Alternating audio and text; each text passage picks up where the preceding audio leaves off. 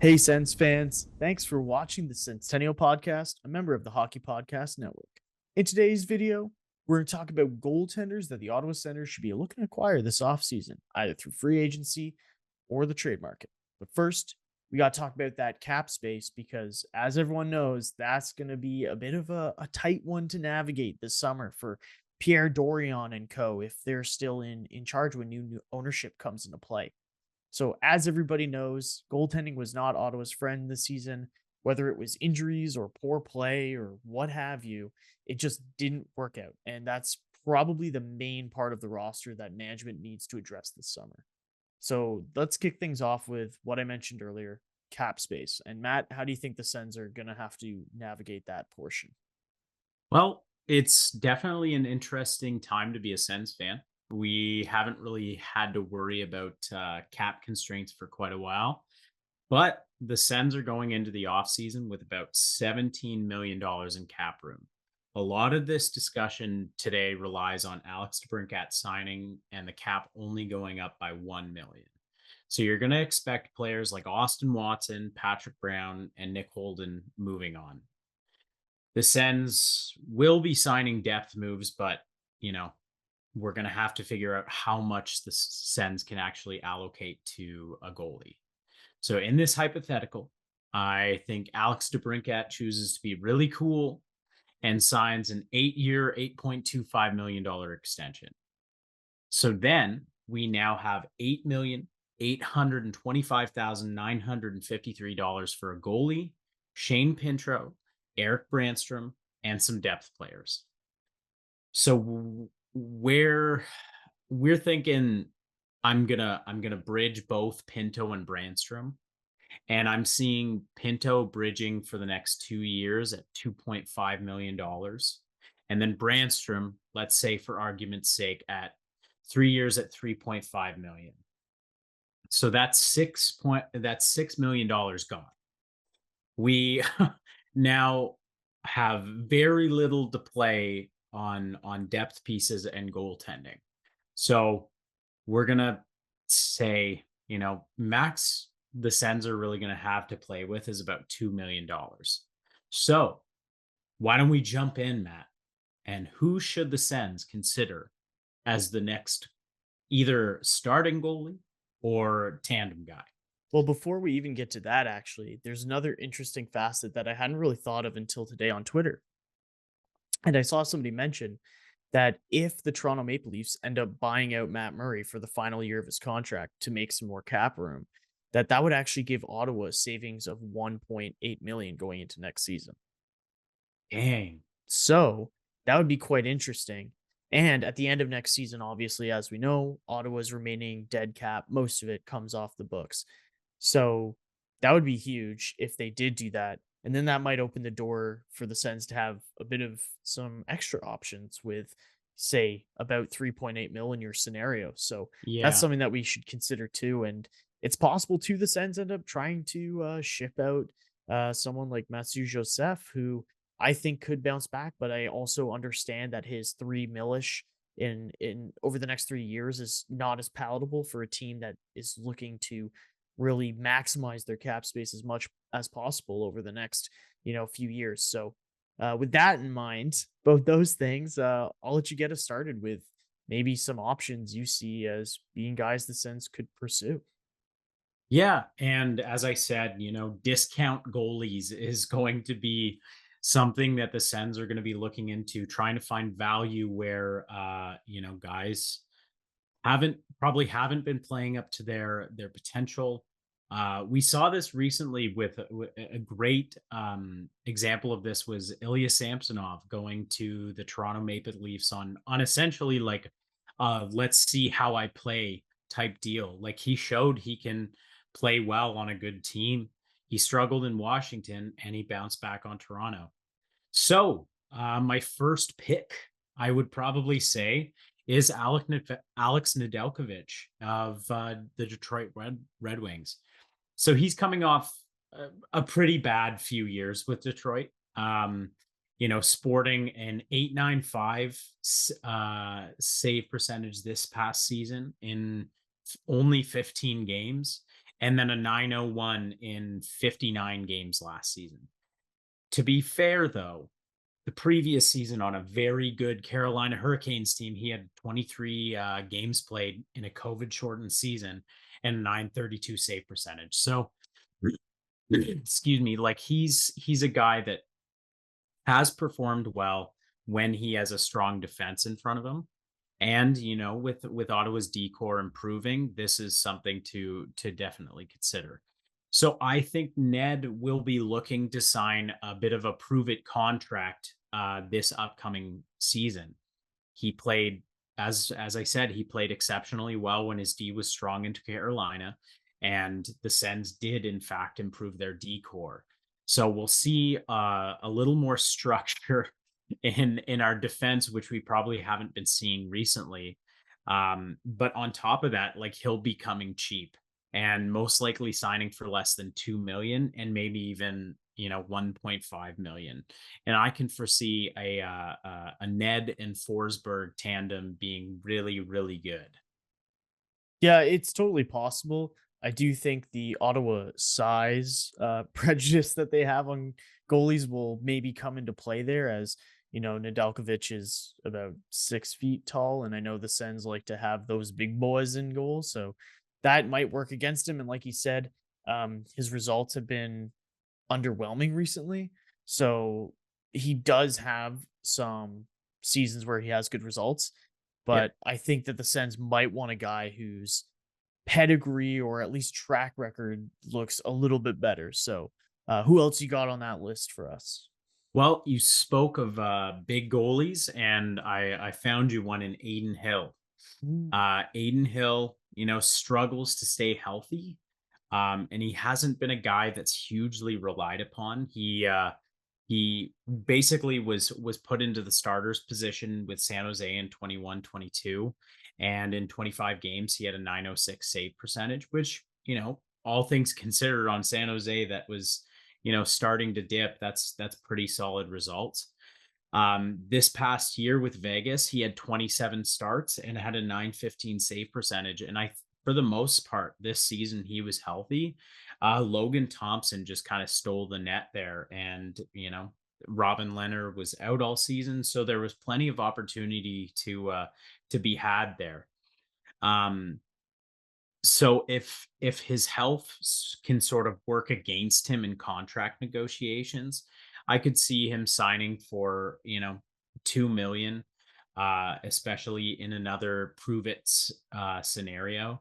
Him tandem with Forsberg would definitely be like really solid. I think you give Forsberg maybe more starts, but I think it just lights a fire behind both guys to have a capable 1B. I always look back at like the Yaroslav Halak, Brian Elliott tandem of St. Louis and, the mid 2010s and how successful they were because they were both at their primes. And I think, Ned or Aiden Hill is a good opportunity to present that. The other nice thing is that Aiden Hill isn't that old.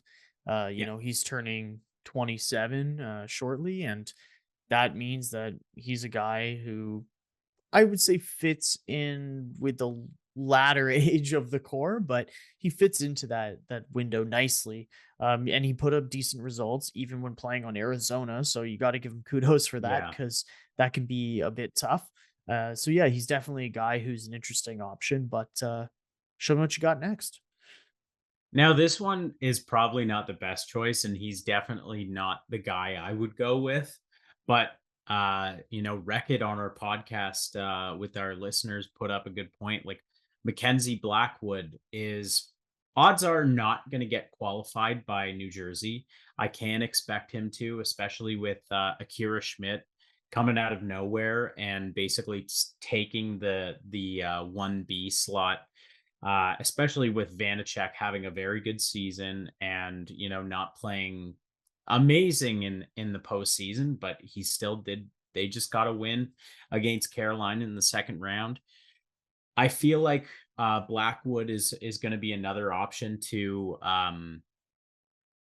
take a smaller contract, and you're going to start noticing this is a very much the regularity of a lot of these guys. Blackwood started his career in the NHL quite strong with a 918 save percentage back in 2018, but every year it's been a steady decline. But you can also see that the decline has happened alongside the Devils teams. They have gotten progressively worse. This past year was the best year New Jersey's had in quite some time. And, he had health issues and inconsistent play. So he had an 893 save percentage in 22 games. Not the best. I still think he can bounce back. And if he was open to a shorter or like a shorter deal and less money, then yeah, I could definitely see the Sens sort of sniffing about it. Yeah, I definitely think he would be a guy that would come in on the cheap for sure. Um, Again, it's a guy with, questionable track record, so Ottawa might not be too excited about that. And I think as a fan base, it probably wouldn't inspire much confidence going into next season if that's your backup. But he is an option out there, and it's totally possible. Uh, who are you tracking next here for us to take a gander at? Yeah, so this one is probably more recency bias than anything, but we have veteran journeyman Alex Lyon, who got several starts for Florida this past season and rocked a 914 save percentage and kind of willed them into the playoffs. Previously, he was with Carolina and then Philadelphia. Most of his results in the NHL haven't been great, but when he was playing in Florida this past season, like we saw it, he goalied the Sens. Like he made almost like 50 saves or something like that. And the Sens seemingly got routed in the same game. It was weird, but this is a guy who has not known contract consistency. And he is for sure going to take a low amount of money if he's on a one-way deal. It's guaranteed cash. It's a lot of money for a guy who hasn't really known that most of his career. You know, he is 30 and he's only 6'1", and these are definitely things to consider, but it like the market out there for free agent goalies that are going to be taking uh not a lot of money is kind of small. So he's definitely out there, but I think some of the other options that are available in free agency that I haven't named yet are probably because they're going to be taking more money. Like a guy like Semyon Varlamov, yeah, he's not taking $2 million. Tristan Jarry, definitely not. Like these are guys that are going to make quite a bit more money than the guys I've listed, and yeah. And the other comment I'll make on Alex Lyon is, sadly, guy does not have a lot of games played in his career. In 6 years, he has 39 games played. So again, it's really hard to get like a really solid understanding of his game and Yeah. how well he will, or how Yeah. well he'll perform going forward with that small of a sample size. I think you're looking at like a Forsberg style pickup there, where you're taking a guy with small sample size, but kind of like some of the things you see and hope that he can Yeah. build on that. So it's a tough one, but we'll get into trade market. But first, we're going to take a quick little ad break. So stick with us.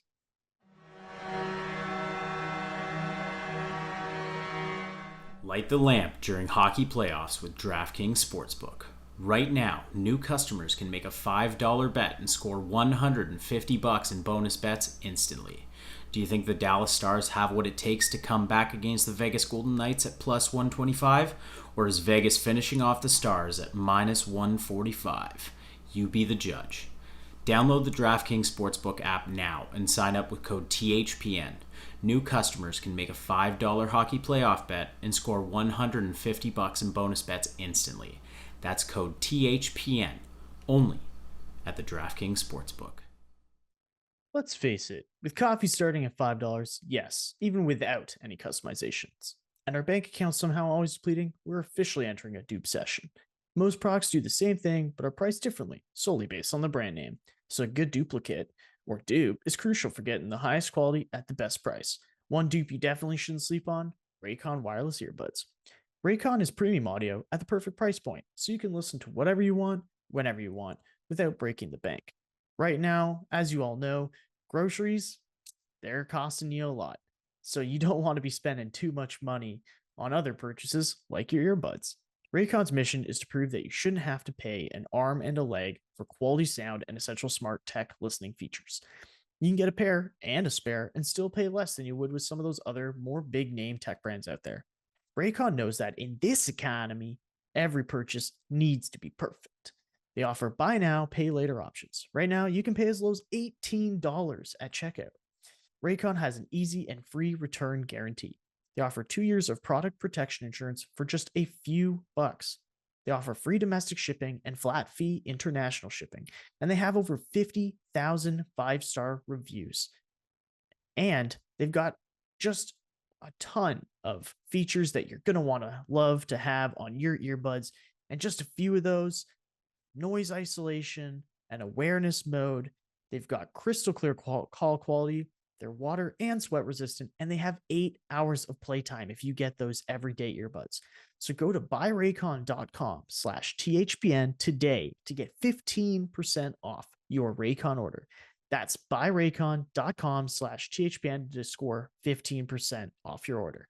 Buyraycon.com/THPN.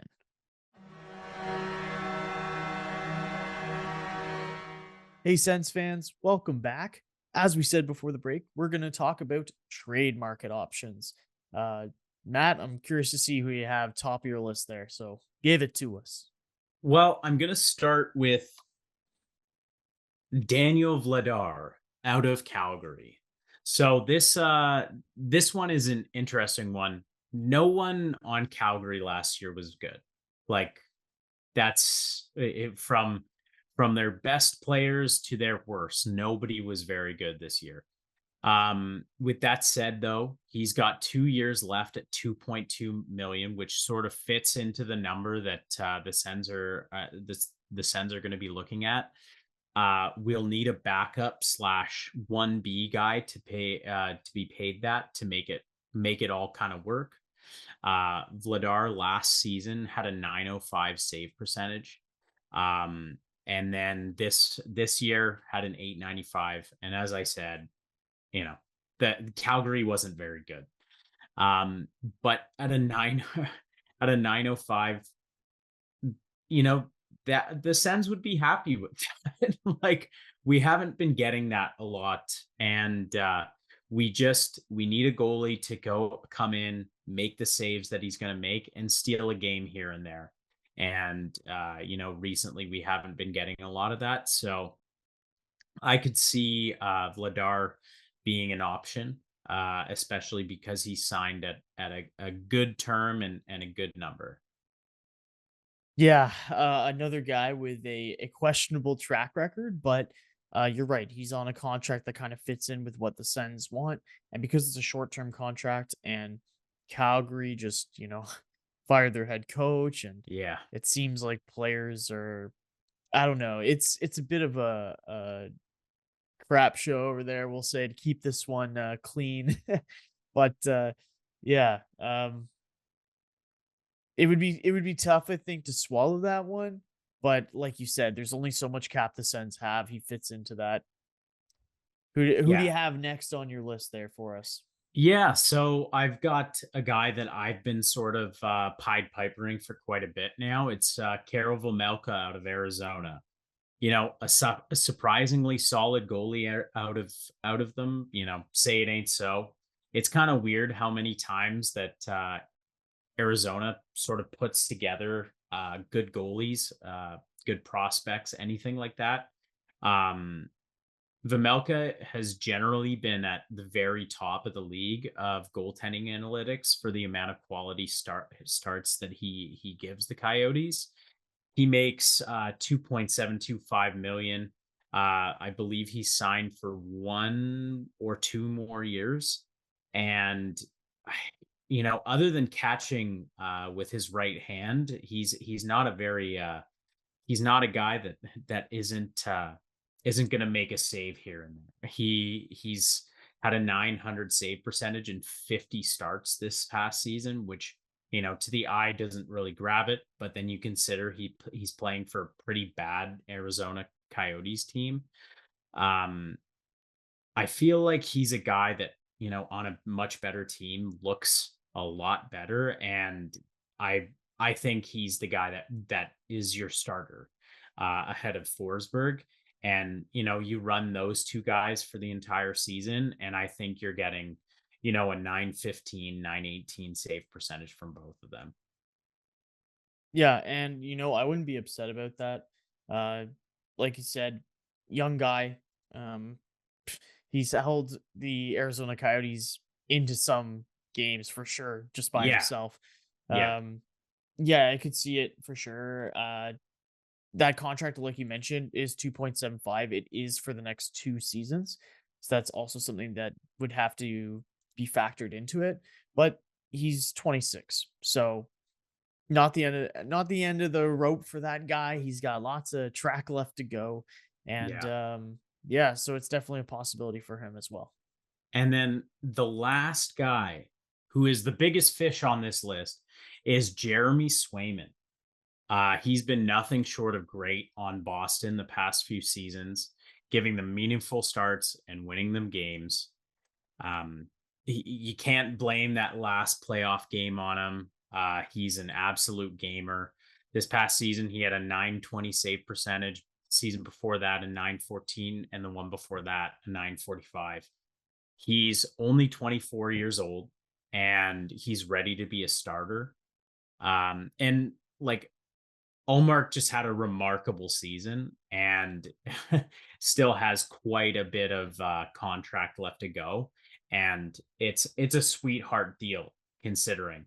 And I just can't imagine the Boston is going to have the funds to allocate anything to Swayman. And so the crux of this one is you're going to have to give up legitimate assets for him. And is it a Shane Pinto? Is it Matthew Joseph, just to get that money out? But if you have hit or it's an offer sheet, which probably would never happen, but it's definitely an option. So him and Forsberg could be an excellent 1-2 punch, and they would give the Sens that consistency and the wins that they need from them. As I said, he's going to cost a decent amount in trade, but if you're going out and getting a starting goalie, they're very hard to come by. As you know, you have to draft them nowadays. And not a lot of the time are you getting a 24-year-old who played 37 games this past season, had a 920 save percentage, and the team he plays on may not be able to sign him. So you got to sort of jump on those opportunities. And Swayman's obviously top of my list as well. I think even if the Sens can only resort to an offer sheet, they should do it. And like you said, if they need to move money out, either in depth guys like Joseph or through other means, like that would be a guy that you would have to make something happen for, because the goaltending position for Ottawa is really their main position of weakness. You want a guy who has a good track record. Not only does Swayman have a good save percentage over the last 3 seasons, his goals against average have been at its highest, which was his sophomore season, 2.41. Yeah. Less than 2.5 goals on average. So that's great. Looking beyond that, he has never had a quality start percentage below 0.615. So over 61% of his starts, he's giving his team quality games, which is definitely a very, very good sign to have for your roster in the goaltending position. And one more stat I'll throw out there is the goals saved above average. This past season, 15.3, which is ridiculous. And that's, not necessarily a one off. His season before that, it was 7.3. So he really does save more expected goals than than you, I don't know, I guess could expect, right? Yeah, yeah, So absolutely. like you said, if you have him as a 1-2 punch with Forsberg, I think that looks really nice. You let Sogard marinate in Belleville, and maybe the following year he's Forsberg's replacement. So Yeah, and the cap is expected to go up again by about 3 million the season after. And then after that it's said to go to 90. So, yeah. And you Ottawa know, will have a very stable cap situation. I think after the summer, you'll you'll have to factor in Jake Sanderson yep. for an extension. You will have to factor in extensions for, say, Pinto, maybe Ridley Gregg as well, guys like that. But with the dead cap coming off the books for the Sens next summer, and as you said, the cap rising, I think it's a no brainer to go with a low cost asset right now, and Yep. yeah, your run, your, I guess, window as a cup contender is really going to open in, I think, 2-3 years from now. And the Sens need to start putting the chips in place to be able to really make that happen. So Yeah, Jeremy and Swayman could be that guy. and there were obviously some names left off of this that I'm sure people have been clamoring for, like Connor Hellebuck. I've seen UC Saros thrown out a lot, and those are guys that, Connor Hellebuck, I don't think he would want to go to Ottawa. And UC Saros, Nashville is close enough that they're not letting him go if they can still, retool and then get to it. Carter Hart is one of those guys, but his name still hasn't been cleared from the Hockey Canada investigation. So I think there's a bit of a no-fly zone on a lot of those guys. So these were just the names that I think are from unrealistic ish to completely realistic. And so you don't have to. Yeah, no, for sure. Like you said, there's going to be guys like Frederick Anderson's another guy who I'm sure people would be at least semi interested in. Yeah, Antti Ranta, if he yeah. doesn't return to Carolina, there's definitely some names out there. But we tried to go with ones that were realistic options, and not trying to set our hopes super high on, X, Y, and Z. So Yeah. thank you for watching today's episode. You can follow us on Twitter at Senstennial or Instagram and Reddit at the Senstennial. If you've enjoyed this video, please consider subscribing. We've got some cool stuff on the way, and we don't want you to miss out on it. Thank you for your ongoing support, and go Sens go. Go Sens, go, everybody.